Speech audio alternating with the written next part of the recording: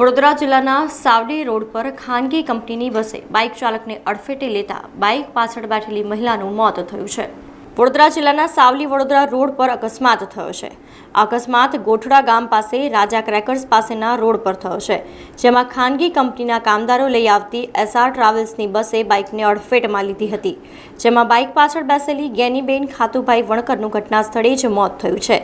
ગેનીબેન તેના પતિ ખાતુભાઈ સાથે મંજુસરથી નોકરી કરી ઘર તરફ જતા હતા, ત્યારે બસે અકસ્માત કર્યો હતો। આ અકસ્માતમાં ઇજાગ્રસ્ત ખાતુભાઈ વણકરને 108 દ્વારા સારવાર અર્થે વડોદરા ખસેડાયો છે।